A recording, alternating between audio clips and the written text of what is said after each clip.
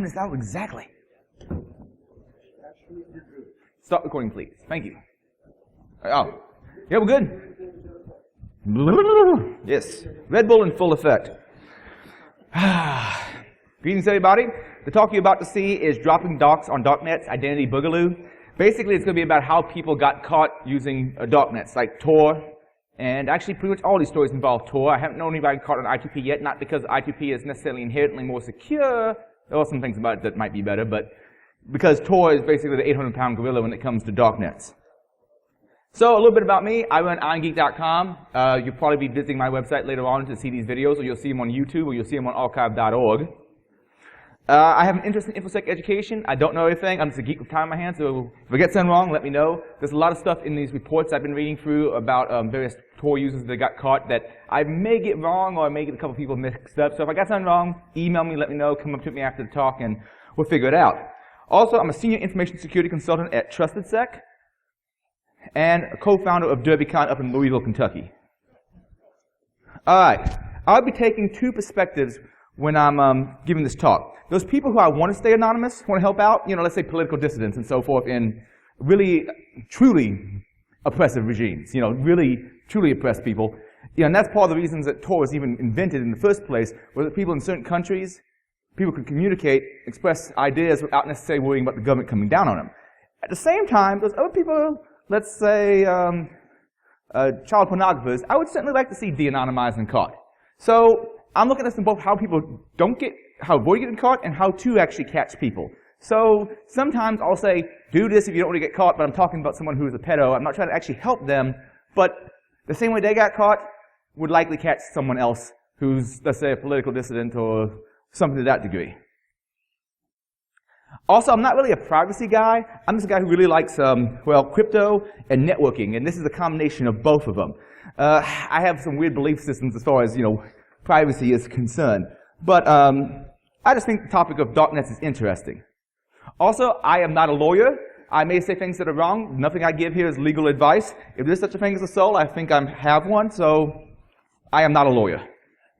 Are there any lawyers in the room? All right, good. My wallet's safe. All right. Another thing, if you go to these darknets, be careful where you surf. Some things you'll find like contraband, like, child pornography. It's kind of my understanding of it is a strict liability issue. Having on your hard drive at all, having possession of it all, is illegal. So you could be web surfing around like, oh crap, now I got child porn on my hard drive. What do I do? So, yeah, be careful where you surf. I definitely recommend probably turning off showing of images. If you're going to say, oh, this is a chan of some kind, let me go visit that. A chan is a certain type of image board. And there's a lot of legitimate stuff on chans, but there's some nastiness too. I know a guy, let's call him Mike. Yeah, Mike's the ticket. No, Bob. Bob was the ticket. Yeah, Bob's the name. Bob was doing research on anonymity networks and how to deobfuscate people. And on one of these chants, he saw that his article had been posted. So it was a picture of him sitting there having a beer, and then a little bit down the page was child porn. Kind of disturbing. Okay. If you saw my DEF CON talk, this is not going to be a complete rehash. Parts will be. Here's a few cases I took out of it, so I have room for other cases and to expand out the Silk Road case. A Harvard bomb threat was Eldo Kim, apparently. He got caught because he was the only person, or one of the few people on the network using Tor at the time, and when the cops asked him, was it you that sent the bomb threat?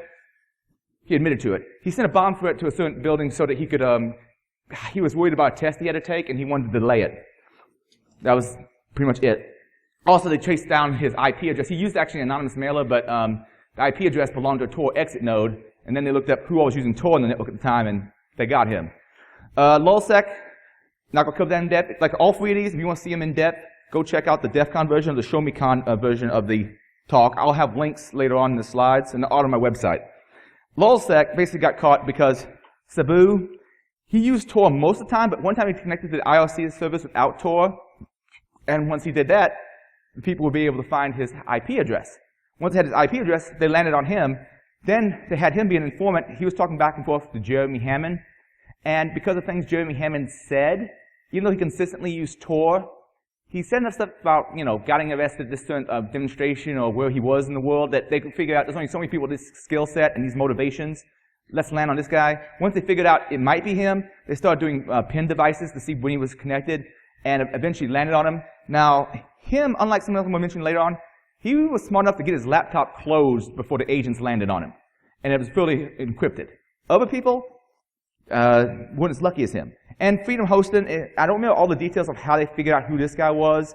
I believe it had to do a lot with him having servers in his own name and the money trail for who was paying for him. Because while Tor might be hard to find a server inside the Tor network with a hidden service, if you do find it and that person is paying for like virtual hosting, or sorry, a VM someplace at some server farm, you can look through the records and he's paying dollars out of his own bank account. Doesn't take long to figure out who he is. All right, those are the ones I'm not going to cover. Covered before. If you want to know more about those, check out the previous versions of this talk. A little background information: what a darknet is. There's a lot of definitions, but mine is an anonymizing private network.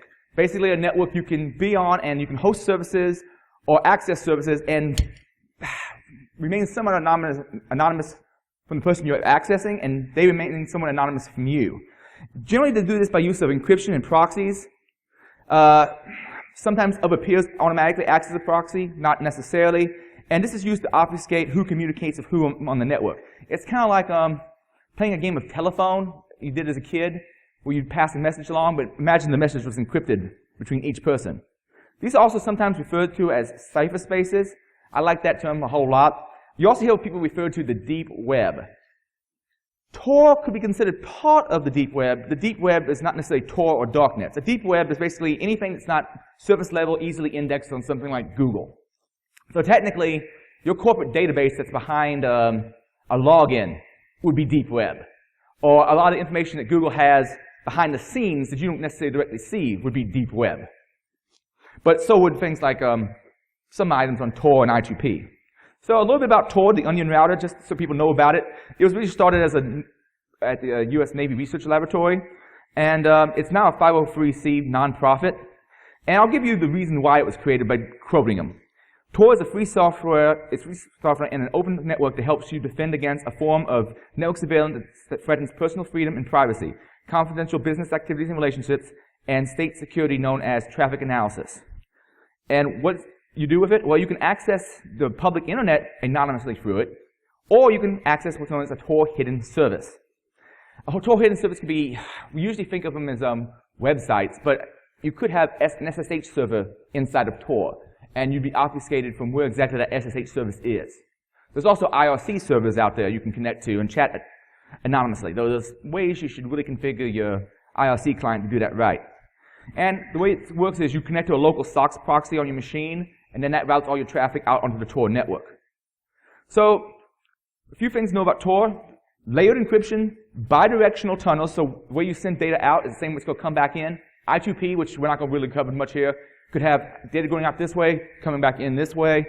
Ways of obfuscating traffic analysis, which I'll explain more in a bit.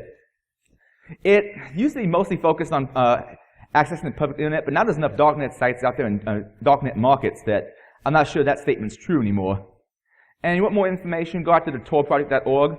But to give you an idea of how Tor works, let's say I want to send a message to a server. I have 3 levels of encryption. I talk to the directory servers, probably, and I get a list of different nodes I could jump through. I talk to a guard node, just my first node, and I talk to 2 other nodes at least, and I get their encryption keys. So I get like the public encryption keys, and I encrypt my message to where I want to send it using 3 different levels of encryption. The one for my first node hop, the one for my second hop, and the one for my third hop. And it's layered, kind of like Russian nesting dolls. So when I hit my first layer, it doesn't know where I'm going eventually, but it knows where to send it to next, and it unencrypts the first layer that it can unencrypt, and then sends it on to the next particular hop. Then that one gets it. It doesn't know where I came from. It doesn't know who I am, and it doesn't know who I'm speaking to either, but it knows how to unencrypt one layer of the nesting dolls, and then it can send the message on. Now the final, if this is an exit point, it can decrypt the final stage and then send it out to the public internet. He doesn't know who I am, but he doesn't know who I'm communicating with if it's on the public internet. And then that all just comes back through to me with the same layers of encryption added backwards. Now, a hidden service is a little different. It starts out and essentially Bob has a hidden service they want to put out there. Let's say it's a website. Let's say it's someone who wants to sell sprockets or Kinder eggs. Kinder eggs are contraband. We use Kinder eggs. This guy wants to sell Kinder eggs. It may not be completely illegal in the United States, so they decide to set up a Kinder egg auction site. So first of all, they set up some introductory points to build circuits to them. Then it advertises in the DB its onion address, and this is going to be some crazy set of characters, .onion. That particular address, some people can use tools to make part of the name significant, but mostly the .onion address is random. They advertise that in the database. Alice, she finds out that this exists. She wants to buy herself some Kinder eggs, so she requests more information from the database, and she also sets up a rendezvous point where communication will be done between her and Bob. Then at this point, Alice writes a message to Bob, encrypted using a public key, listing the rendezvous point and a one-time secret. And an introduction point delivered to Bob. I'm studying this all out. All right, Alice writes a message to Bob, encrypts with the public key, listing the rendezvous point and a one-time secret, and asks an introduction point to deliver it to Bob. Then Bob starts communicating with Alice over the rendezvous point. And communication is set up, and they can be anonymous. By the way, this is not just one hop. There's actually multiple hops in here. These green lines should probably be represented with more individual computers. But that's just simplifying the circuit for you. And so I believe, if I remember correctly, there's like at least 3 hops between each one of them before they even hit the rendezvous point. I believe. I could be off on that. Regardless, because it's hopping through all these different nodes and it's encrypted with different keys for each individual node, you can't really necessarily know who's talking to who easily. A little bit of terminology, a client is just a user. A relay is anybody who relays traffic. On Tor, you don't necessarily have to be a relay. You have to choose to be a relay. On I2P, by default, you're relaying traffic. Now, there's an advantage of being a relay in the case of I2P, because some of the communications going for you is not your communication. It's someone else's. So you kind of get lost in the stir of echoes of everybody's talking to each other. Bridges are relays that are not advertised in directory service. This is for when China does something like, oh, we're going to block the directory service so you can get on Tor. All right, here's some relays. Oh, sorry, here's some bridges. Let's go ahead and let people know about those bridges out there, and they can connect. So basically, you could email a certain email address, and they'll send you back just a couple bridges. But there's no universal collection of all the bridges. So it's hopefully impossible for a government to block all of them. You can request a few at a time, or maybe someone will set up a bridge, not tell anybody, and then just email it to a few friends inside the country, and then they can get out. Guard nodes are more trusted nodes that are put there for to mitigate some traffic analysis. One thing you don't want in any kind of Tor-like network is someone to control the first entry point and the last exit point. Because at that point, it becomes a lot easier to do traffic analysis and figure out who's who. Introduction points are helpful for making connections to hidden service, and rendezvous points are for relaying and establishing connections to hidden services. What does it look like? Well, it depends on how you have it set up. I highly recommend if you're going to mess around with Tor, use Tor browser bundle at least, or go with something like Tails, which is a distribution of Linux that you can boot from the CD or boot from a USB, then pull out everything's in memory, leave nothing on the hard drive. It's probably the best way to do it. It also has firewalling configuration, so that in theory, it's not communicating with anything but Tor. So even if you deliberately tried to ping something else from Tails, it wouldn't go, because it wouldn't be able to do it over Tor.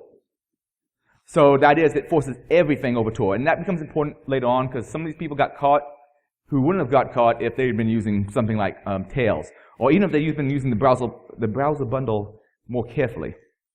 Here's a few cool applications and sites you go out there on Tor to visit. Tails is what I was mentioning before. It's basically a distribution of Linux, run it from a thumb drive, access various darknets. It has Tor and I2P built in, though I believe you have to use a certain boot flag to enable I2P. I2P screwed up at one point, and there was a way, because it had I2P on it, you could make I don't know if it was an iframe that accessed, it was kind of a cross-site request forwardry thing, where you could access something inside of I2P that was already running on Tails, and then make some configuration changes or whatnot, and be able to actually de-anonymize them. They fixed it since then, but I believe now you have to still use a boot flag to be able to enable I2P. It's off by default. Tor web proxy, I don't know if that one's even still up, These are like web sites on the public internet that'll proxy you into Tor without you installing Tor, the Tor browser bundle on your machine. There's the hidden wiki, which has a bunch of links off the different hidden sites. So if you want to say, all right, what's the current darknet marketplaces out there, this will tell you. Scallion, it's used for making special names for your hidden service. Like, let's say you don't want a completely random name. You want like Adrian's then something. You can use this to brute force at least the first part. I'd have to imagine there's security concerns there since you're basically taking out randomization, but I haven't done a lot of research on it. Oh, an onion cat, and it's kind of like netcat over an onion where you can route various types of traffic through Tor.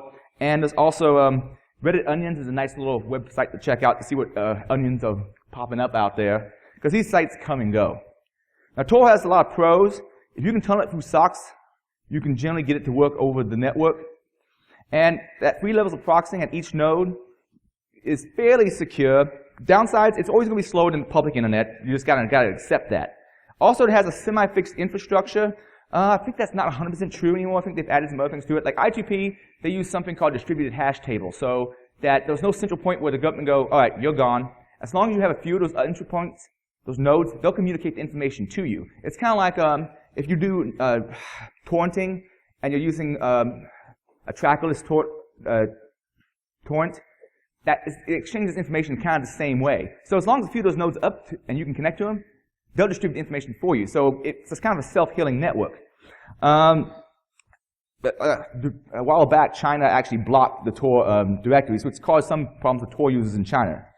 It's also fairly easy to tell if someone's using it. There's a simple DNS query you can do to see whether or not someone's coming from a Tor exit point. And I have code out there on my website for that. What it looks like probably doesn't matter too much for you right now, but if you're looking on your local machine, you'll probably see port 9050 and 9051 open. The 9051's for socks. If you're using the browser bundle, it should probably be using 9150 and 9151. That way you could have a permanent installation of Tor in the box and maybe doing a hidden service, but be able to use a Tor browser bundle for everything else and they won't conflict. And I got more details out there on my website on how to detect this. If you're actually sniffing the traffic, generally speaking, it's going to look like HTTPS. And there's actually projects out there that make the traffic look like some other protocol. Like I think there's one to make it look really like HTTP. I think there might be one for Skype. And the idea is sometimes not only do you not want people to know that you're using Tor, well, not only do you not want people to know where you're going, but also you don't want them to know that you're using Tor at all. And so there's been some work on obfuscating proxies that make your traffic on the Tor look like something different. Shout out to I2P. I'm not really going to be covering it much because I don't know of any major cases involving it. I know some people used it for malware once, but it's another similar darknet, though its whole focus is pretty much hidden service-like structures. Like they call them EAP sites. You can out-proxy to the public internet, but it's not really designed so much for that. Also, a quick note on Bitcoin. Bitcoin is a cryptocurrency. It basically works on a proof-of-work concept. The idea originally came about as a way of stopping spam. The idea was that, okay, new protocol we're going to add into SMTP or whatever is for you to send that email, you have to do a calculation that takes you 2 seconds to do, some kind of mathematical calculation. Now, if I'm sending a legitimate email, that's no big deal if it slows it down by 2 seconds. However, if some spammers sending out thousands and thousands and thousands, it greatly slows them down. Well, they use a similar concept. In some ways, it's a little bit like cracking a hash, where, you know, if it's a simple password, it may take you a little while to crack it doing brute force, but you know you eventually will. It's that kind of thing, and you have Bitcoin miners out there that have to keep solving more and more complex mathematical problems as time goes on to mine Bitcoins. And everything is kind of kept together in a big ledger that's distributed amongst all the Bitcoin users. And when you make a transaction, it goes out to the various other nodes, and you're the first person to make that transaction, and enough peers agree. It basically says, okay, this person owns this value. There's also things called tumblers, so when people are exchanging, they can keep exchanging back and forth between these tumblers and greatly confusing who's actually sending Bitcoin to who. And if you want to know way more about this is truth. There's lots of stuff about Bitcoin that I learn it for a minute, and then I forget about it, because it gets complex real fast. But Bob Weiss, who's, strangely enough, his wife is not named Alice, but Bob Weiss did a great talk on it a while back at B-Sides, Delaware, and I highly recommend checking it out. Okay, that gets us to some actual cases. First case I want to talk about is the Silk Roads. Now, someone going by the handle of Dread-Powered Roberts was operating the Silk Road, which allows sellers to buy and exchange less than legal goods and services, let's say. So here's part of a court document about some of the things that you can find on there. Cannabis, dissociatives, ecstasy, intoxicants, opioids, plenty of other fun stuff. You can also find various services like hitmen for hire, please hack this for me, can you get me some credit cards? It had a few things which you couldn't sell on it at one time, like sellers may not list forgeries of any private issued documents such as diplomas, certificates, tickets, or receipts. Also, listings for counterfeit currency are not allowed in the money section, though you were able to apparently order fake IDs. And these policies may have changed over time. That may have been just a snapshot. So, with about $1.2 billion in exchanges going through the Silk Road, the FBI really wanted to know who was behind this stuff. So they started looking into the earliest references to the Silk Road on the public internet. Now, but previous to this, the U.S. Postal Service had been noting an uptick in the number of drug packages coming through them. Silk Road even had instructions for how to properly ship drugs, so they would be less likely to be caught. I don't actually read those instructions, so something like maybe pack it in one plastic container, put activated charcoal around it, pack it in another plastic container, make sure everything's airtight, that sort of thing. But still, people were getting caught. So the earliest they could find as far as a mention of the Silk Road was on the Shroomery, and someone had posted a message to Shroomery talking about the Silk Road. And I don't think I can quite read this from here, so let me see if I can lean in and read it for you. I came across this website called Silk Road. It's a Tor hidden service that claims to allow you to buy and sell anything online anonymously. I'm thinking of buying off it, but wanted to see if anyone here had heard of it and could recommend it. I found it through silkroad420wordpress.com, which, if you have a Tor browser, directs you to the real site and does the address, which is kind of pseudo-random looking. And let me know what you think. And it was signed by a guy named Altoid. Well, he was the first person to ever mention it. Maybe Altoid is the guy they're actually looking for. And this is posted 1/27/2011. So, let's go forward. Also, there was a post on Bitcoin asking for some help with using about how Silk Road works. And also, eventually, there was a post on Bitcoin about wanting to find someone to help with developing it. Let's see. What an awesome thread. You guys have a ton of great ideas. Has anyone seen Silk Road yet? It's kind of like an anonymous Amazon.com. I don't think they have heroin on there, but they're selling other stuff. They basically use Bitcoin and Tor to broker anonymous transactions. It's at such and such address. Those not familiar with Tor can go to silkroad420wordpress.com for instructions on how to access the .onion site.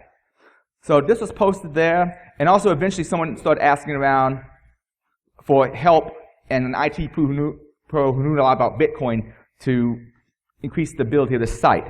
And someone posting again with the name Altoid, and strangely enough, signing his actual Gmail email address to it, rossulbrich@gmail.com. That's some pretty huge fail, since you're the first person who ever mentioned Silk Road online, and then you use the same handle and your real email address someplace else to ask about processing Bitcoin.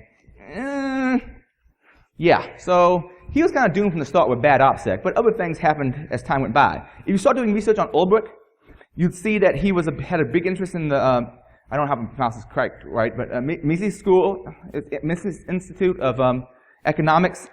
They basically have an Austrian school of economics where it's kind of a very, I don't say what, radical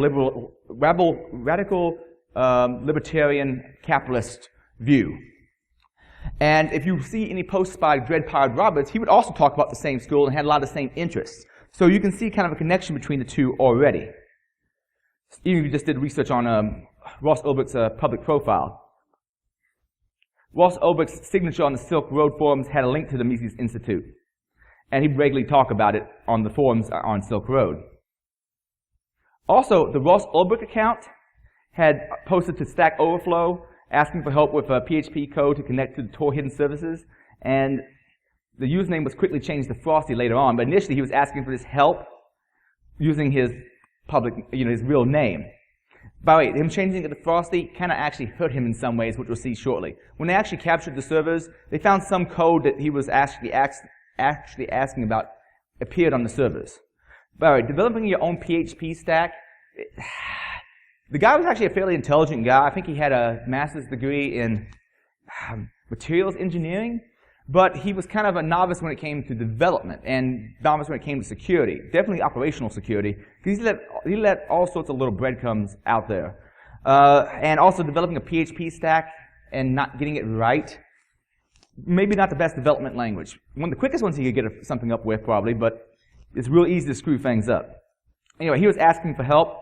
So guess who now is the suspect for Dread Pirate Roberts? That's the facial expression I would have after leaving all these breadcrumbs behind that the FBI could track him back on.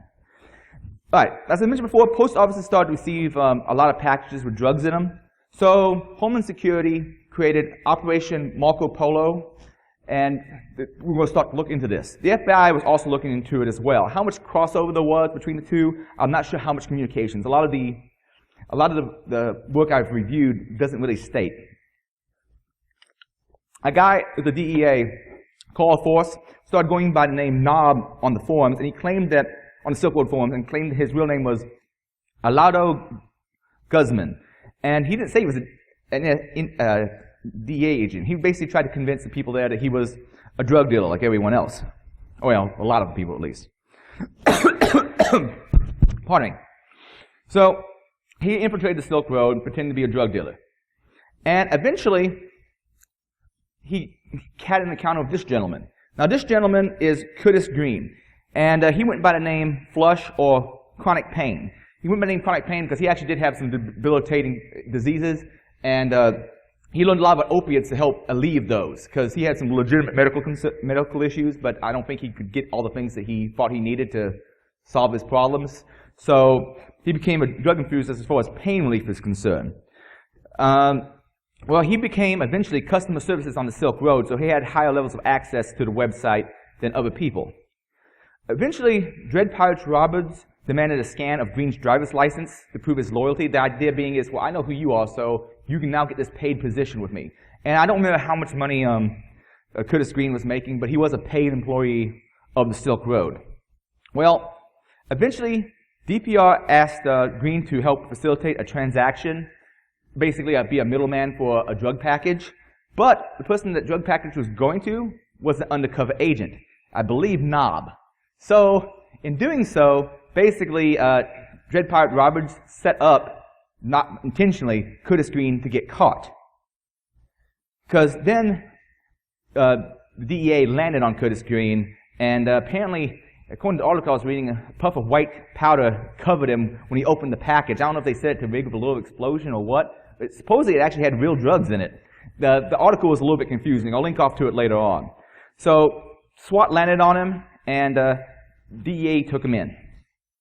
And as soon as this happened, very shortly thereafter at least, Dread Pirate Roberts noticed the absence. So, okay, one of my main guys is gone. What's happening? Did a Google search, found out he'd been arrested. Okay, this isn't good. One of my guys, who has connections and admin access to some parts of my website, is now caught. And he also noticed that about 350 grand of Bitcoins came up missing in Flush's name. This is not good. And that 350 went missing is interesting. We'll cover a little bit more about that in a second. Apparently, Carl Force, as I said before, he'd been pretending to be a drug dealer. And he got into places. And, well, when Dread Pirate Roberts noticed all that money was gone, he was like, well, this is my drug dealer friend, who's really a cop. Maybe I can get him to help with some muscle and get these coins back. It was actually Carl Force himself, by the way, apparently who embezzled that money.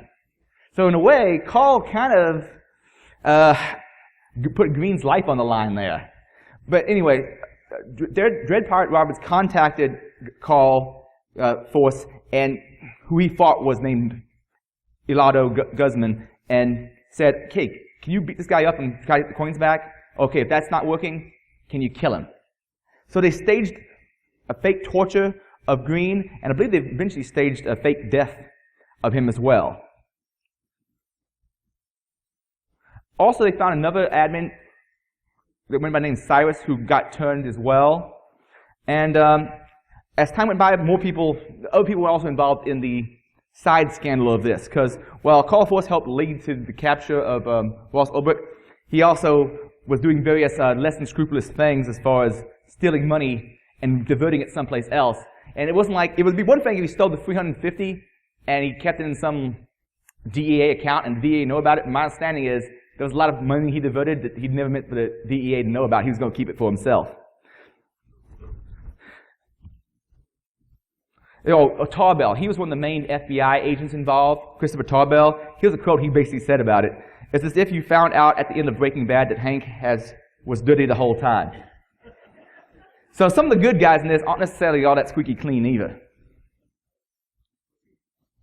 So now they have an admin there, they're finding out more information, they're communicating with Russ Ulbricht and as Dread Pirate Roberts and figure out more information about him. Eventually, they also figure out where the server is, and I'll talk more about that in a bit. But when they finally got the server, they found out someone was connecting the server from an internet cafe near where Ross lived in San Francisco. So instead of doing a lot of the admin work all over Tor, he would connect to it directly from an IP on the public internet. And some of the messages that people got on the Silk Road seemed to indicate from Dread Pirate Roberts, based on the times he was up and awake and so forth, that he lived in Pacific time.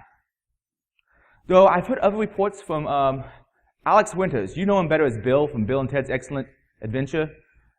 He's actually did a documentary on this, and there are people who claim that they communicate with Dread Pirate Roberts at all sorts of different times a day, and that sometimes you get different answers from him for almost the same question, depending on what time of day. So some people suspect there was more than just one Dread Pirate Roberts.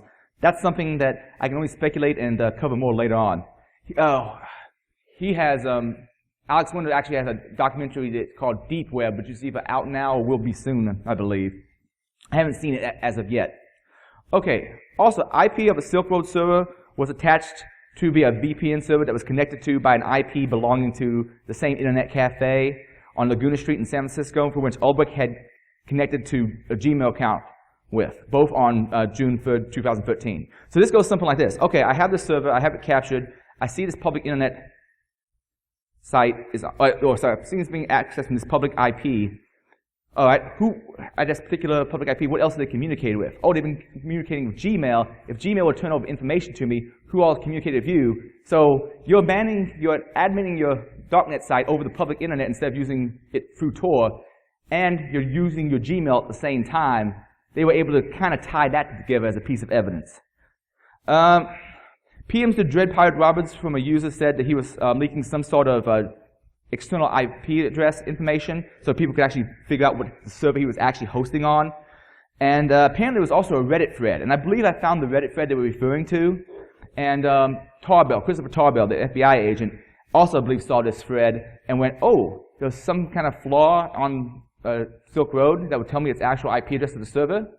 Well, here's what I do whenever I'm doing a pen test. I throw random crap at any kind of form field I get and see if I can make some kind of error happen. If I get an error message that tells me something about how the software is programmed, what the platform is, and may lead to all sorts of useful information. Usually, internal IP address information or public IP address information isn't that big a security concern, but when you're running a darknet site, yeah, it kind of is. So Christopher Tarbell just tried throwing various things at to create an error, and eventually he created errors that gave him a real-world IP address. When you look through everything and traced it back, there was this particular IP address that was hosted at the Ford Data Center in Reykjavik, Iceland, that had the same, well, when he went to the site, he saw this IP address, when he got an error, he went to that particular IP address, and a page came back that had the exact same captcha style as the Silk Road. So he thought, oh, this might be the Silk Road. When I did some research, I think it was 2011 or 2010, on I2P, one of the things I would notice is people would be selective on where they would serve a page to. For instance, you visited the IP address, if you visited the EAT site, you would get a certain page. However, if you requested that same EAT site name from an IP that you knew was on the I2P network, it would sometimes return you the same page. So you know who it was. So really, he should not have had this listening on, let's say, port 80 to the entire world. That was a bad idea, because all someone had to do was figure out the IP address, they make a request to it and go, oh, this page matches something in the darknet. This is probably the actual true host. So anyway, FBI starts taking down Silk Road servers, and they had captured one of the servers and can get information off of it. I'm not quite sure completely what he threw out there to get that error message, but at least that's the story he said. I think, Rob posted something that there was some doubt about this. I need to do some more research. Anyway, they found the real IP address and were able to get a copy of it and start looking at it. Now, another problem that Ross had is he kept a diary of sorts. Now, this was on his own laptop, which basically had all sorts of information in it about what was going on with the network. And once he actually captured this, that's a lot of self-incriminating stuff. But a few things that were going on while Silk Road was up was there was a protection racket going on to keep him from getting DOSed. That was, I think, they had to pay out like 50 grand a week. And apparently in May 2013, the site was actually down for a week because of various attacks. I think it was another dark market who was trying to rub out the competition. 10 minutes? Okay, I better cook it. All right, user-friendly chemist also at one point apparently hacked another user's system and found a bunch of email addresses, and he tried to blackmail Dread-Powered Roberts about releasing those and demanded a whole lot of money. So Ross tried to hire Red and Wright to have the guy killed. Apparently Red and Wright was supposed to be a member of some biker gang that could do it. And the whole thing does sound a little bit like Breaking Bad. And they're supposed to kill various other people as well, but it appears that these murders probably never actually happened because they can't find the bodies and none of the names seem to match up with anybody that really went missing or died. So it's more than likely Red and Wright was trying to scam Ross Ulbricht. Also, the solid people he was having killed were scammers themselves. They were people who were like, said they were selling drugs, maybe sell some. Once they got a decent reputation, they'd take people's money and run, which that kind of behavior really doesn't make the Silk Road look good. So Ross tried to push back against that. Another thing that happened kind of led to Ross, Customs intercepted a bunch of fake IDs with his face on them going to his place. So they went to buy, and then none of them had his name on it, his actual name on it. So they went to talk to him. Now the smart thing Russ did was, and this is a quote from some article I read, Ulbricht generally refused to answer any questions pertaining to the purchase of this or other counterfeit identity documents. However, the dumb thing he said was, however, Ulbricht volunteered that hypothetically anyone could go onto a website named Silk Road or Tor and purchase any drugs or fake identity documents the person wanted. Yeah, that wasn't the right thing to say. You come and ask me about illegal stuff, and you're saying, oh, here's a place you can buy all this stuff, and you happen to be the one that owns that site? Oh, by the way, roommates also knew him as Josh, not his real name. And previously, Dread-Powered Roberts on the forums had apparently indicated a desire, or in PM's desire, indicated a desire for some false identification. Oh, a little detail, when they confiscated the machine, they noticed that one of the SSH keys on it was for Frosty at Frosty. Well, remember before, he changed his Stack Overflow account name to Frosty. Another thing tying Ulbricht to the entire scenario. Eventually, on 10/1/2013, the FBI landed on him in the library right after he entered the password for his laptop. And they actually staged the fight behind him to do this. Because they had some experience because of one of the guys from HouSec, Jeremy Hammond, that Jeremy Hammond got his laptop closed. So what they did was stage a fight behind him. Wallace Ulbricht's like, what the hell's going on? And another person snuck up and grabbed his laptop and moved it away from him while it was still unlocked. Once they got it unlocked, and they could go up and go open the web browser and see, oh, he's already logged in as Dread-Powered Roberts on the Silk Road. So he was busted. By the way, the funny thing is, he had been downloading the previous night the Colbert Report interviewing Vince Gilligan, the creator of Breaking Bad, just after the series finale. Go figure. When caught, Ulbricht supposedly said to Tarbell, I don't suppose 20 million can get me out of this. Yeah, I don't know why the hell he said that. Claim was made by Ulbricht's attorney that Ulbricht started Silk Road 1, but sold it off quickly. There's a few things maybe to lead this off, but he was obviously still involved by the end, so... one of the things that U.S. Attorney Aaron Turner said was there's no dispute when the defendant was arrested, he was logged in as the Dread-Powered Roberts. By the way, Ulbricht received a life sentence. Some of the stuff about murder for hire is still up in the air, but he's pretty much in prison for life. There's a lot more info in these particular articles, which I'll have the slides up there eventually when I post the video. Lessons learned. Keep online identities separate. Keep different usernames for different locations. If he hadn't used Frosty all over the place, he would have been a lot better off. Also, have a consistent story. Having your roommates not know you as one name, but other people know you as a different name, didn't look good. Also, don't talk about your interests because it ties things to you. And don't volunteer information. Like, why would you say, well, theoretically, you could buy that on the Silk Road? And also, don't keep a diary or log of your criminal activities on your laptop. If you closed the laptop fast enough, it would have been fine, I suppose, but yeah.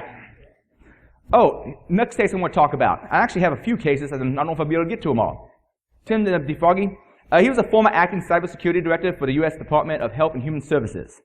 Well, because of FBI Operation Torpedo, they had captured a pedophile site. And what they did was they added drive-by downloads to it that would inform them of who was actually visiting the page. I got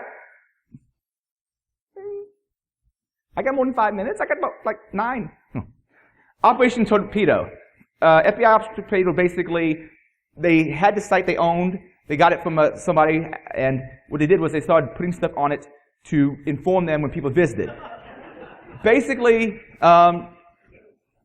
it wasn't exactly malware, but I believe they used something in Flash to actually identify them. Well, Tim was going by the name PT Ass Eater on this particular pedo book, and when he visited the page, there was a piece of Flash that ran, and it gave away who he was. We'll a little bit more into that in a second.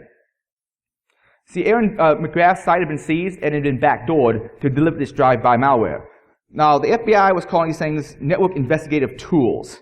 And so a whole bunch of people who visited it, if they weren't using a secure browser, it would call back and tell the FBI what IP address they were actually coming from. So once they figured out it might be Tim, they found the IP address, they actually put like a pin capture device and found out he was using Tor. And his home IP address was used to access an AOL account as well called PT Ass Eater. That tied the two accounts together. And this little piece of malware would return the computer's actual IP address, the date and time the NIT had determined that the IP address was there, and a unique identified generated by the NIT, and as well as a series of numbers, letters, and special characters. Apparently it was based on Rapid7's decloaker. HD Moore had decommissioned this for a while because most people who visited from Tor browser bundle had already fixed things to where they couldn't be decloaked using these methods. However, it appears that Tim was not actually using Tor browser bundle. He tried to configure one himself. And he's a security guy, but he kind of screwed up.